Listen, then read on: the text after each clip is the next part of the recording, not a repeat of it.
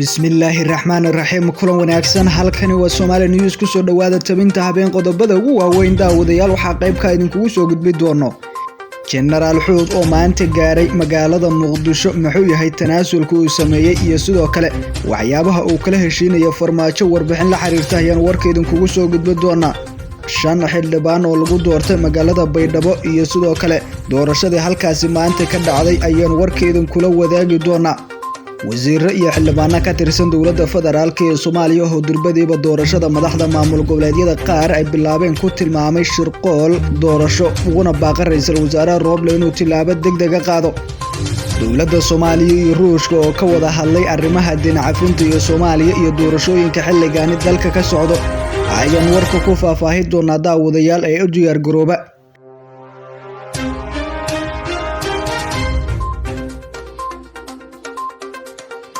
mar kale kulan wacan oo wanaagsan daawadayaal ku soo dhawaada qodobada aad maqasheen iyo kuwa kale oo aynu anba qaadno waa 19 January 2022 haddii aynu ku hormarno General Abuukar Warsame Xuud ayaa maanta ka degay magaalada Muqdisho isagoona uu la socdo taliyaha dhulka ee General Maxamed Haliil Biixi oo maalmihii dambaba ay ku wada sugnaayeen magaalada Beledweyne waxaana garoonka diyaaradaha ku soo dhaweeyay saraakiil ciidamo u badan ee militariga Soomaaliya General Xuud oo ka soo horjeeda maamulka Hirshabelle ee maleeshiya beeleedyo ku aruursaday Hiiraan doorkana ku galay in uu la dagaalamo maamulka Hirshabelle ayaa hadda aqbalay inuu ka tanaasulo jahmadnimadii wada hadalna uu la furo saraakiil wakiil uga ah madaxweynaha waqtigiisu dhamaaday Maxamed Cabdullaahi Farmaajo waxa uu ka hadlay tanaasul iyo go'aan uu ka qaatay isagoo yiri Soomaaliya waxaan u sheegaya maanta waxaan u tanaasulay inaanan burburin qaranka Soomaaliyeed ragga aan la heshiiyay waa rag ka socda dawladda federaalka ee Soomaaliya oo rabo in Hirshabelle heshiis lagu yahay ay deegaanada ka shaqeyso waxaan u soo baxay inaan baadi goobo xuquuqda naga maqneed meel kasta oo ay jirtaa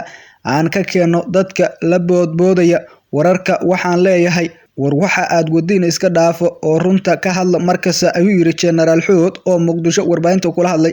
isagoo ka hadlaya doorashada si gaar ah Hirshabelle oo Beledweyne ka dhici doonto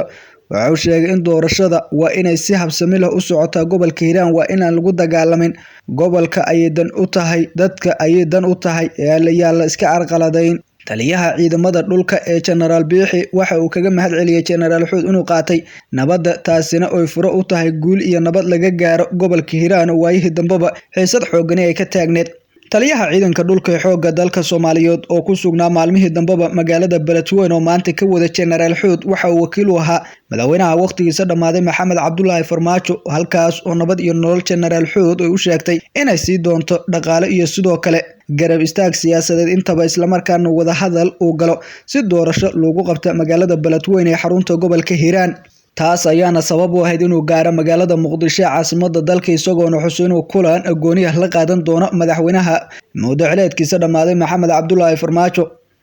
shan xildhibaan oo kamid ah xildhibaanada golaha shacabka ee baarlamaanka dawladda federaalka ee Soomaaliya ayaa lagu doortay magaalada Baydhabo maanta ee gobolka Baay waxaa magaalada Baydhabo lagu doortay shan xildhibaan oo ka tirsan golaha baarlamaanka dawladda federaalka ee Soomaaliya golaha shacabka ee 11 kursiga koobaad oo ahaa hoob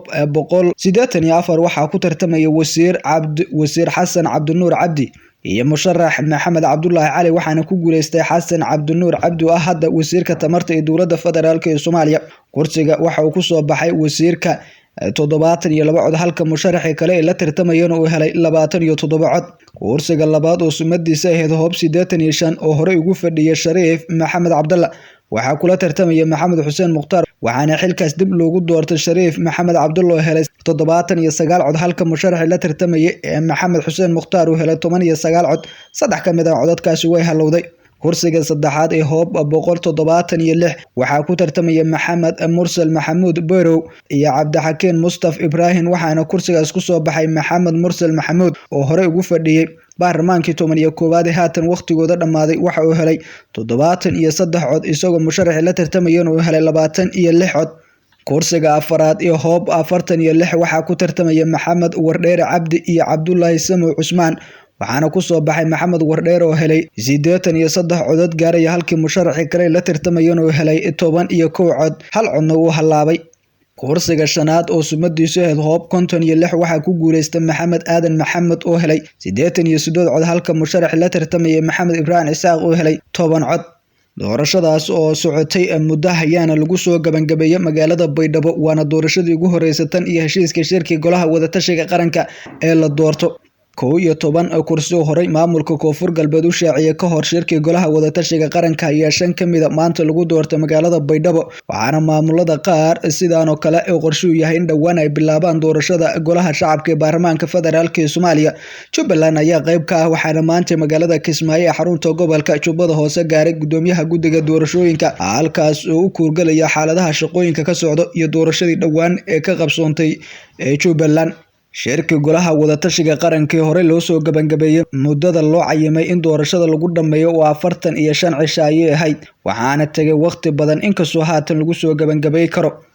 qaar ka mid ah golaha wasiirada iyo xildhibaano ka tirsan dowladda Soomaaliya ayaa fariin degdeg ah u diray ra'iisul wasaare Roble ee ku saabsan doorashada dalka ka socota si gaar ah madaxda maamul goboleedyada qaar ay sheegeen in shirqoor doorasho ay bilaabeen durbadiiba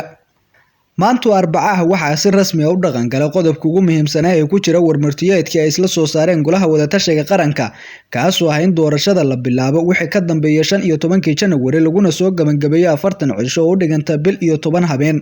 inkastoo waqtigaasi la qabtay ay ka tagtay 4 maalin ugu horeysay haddana waxaa la qabtay doorashada kuraasta ugu horeysay oo maanta lagu doortay magaalada Baydhabo ee xarunta gobolka Baay waxaa wali jirta tabasho gaar ah oo ay qabaan qaar ka mid ah musharaxiinta doonaya inuu u tartabaan beelaha qaar iyo sidoo kale kuraasta la doonayo ilaa hadda deegaanada qayladhaanta xoogan durbadiiba ka soo baxday waxa qayb ka ah Puntland iyo Galmudug wasiirka wasaaradda gaadiidka iyo duulista hawada ee dowladda Soomaaliya Durraan Axmed Faarax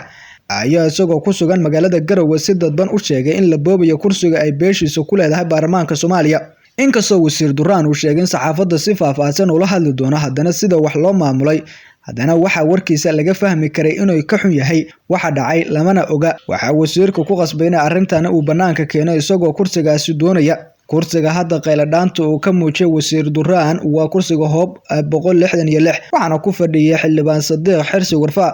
waxaana wararka hoose durbadiiba soo baxday sheegayeen madaxweynaha Puntland Saciid Cabdullaahi Dani uu qorsheeyay shakhsi kale sidoo ugu soo saari lahaa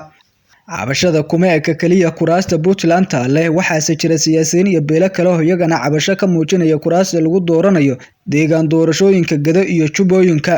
iyo deegaanada Galmudug cabashada durbadiiba ka bilaabato kuraasta qaar waxay tilmaan u tahay in ay wali qalad u ka jiraan hababka loo wajahayo doorashada waxaana dadka qaar aaminsan yihiin in tabashadaasi beelaha iyo siyaasiyiinta ay jiri doonto ilaa hogaamiyaasha maamul goboleedyada ay saameyn ku leeyihiin shaqada guddiga doorashada sidoo kale kursiga hoob 147 oo ku fadhiya xildhibaan Mahad Salaad ayaa durbadiiba buuq ka yimid beelaha ergada ay wax dooranayo Mahad Salaad ayaa sanadyo ku fadhiyay kursigaas wuxuuna fariin uu bartiisa Facebook ku qoray oo ra'iisul wasaare Roble uga dalbaday inuu doorashada aysan noqon mid booba oo shakhsiyaad gooniya loo xiro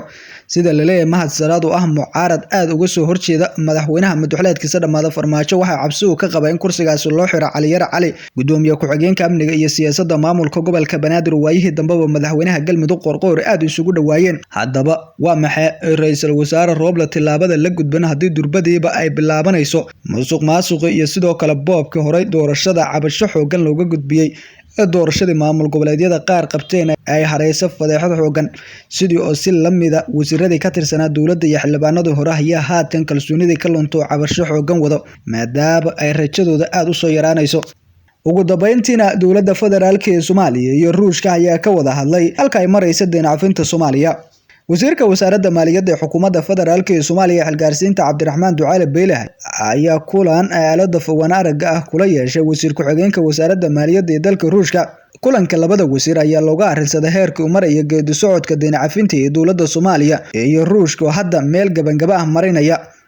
wasiirka maaliyadda ee xukuumadda xilgaarsiinta ayaa sheegay in dowladda Soomaaliya ay soo dhaweynayso iskaashiga taageerada dowladda Ruushka ee ku aadan horumarinta dhaqaalaha iyo isbeddelka dib u habeynta nidaamka maaliyadda ee dalka dowladda federaalka ee Soomaaliya waxay soo dhaweynaysaa iskaashiga taageerada Ruushka ee ku aadan horumarinta dhaqaalaha isbeddelka dib u habeynta maaliyadda ee dalka ayuu yiri wasiir Cabdiraxmaan Beyle qoraal kooban uu soo saaray inta ayaan ku soo afmeerinaa barnaamij wareedka aad kala socoteen channelka wararka ee Somali News mid lamid inta kulmi doono nabadgelyo.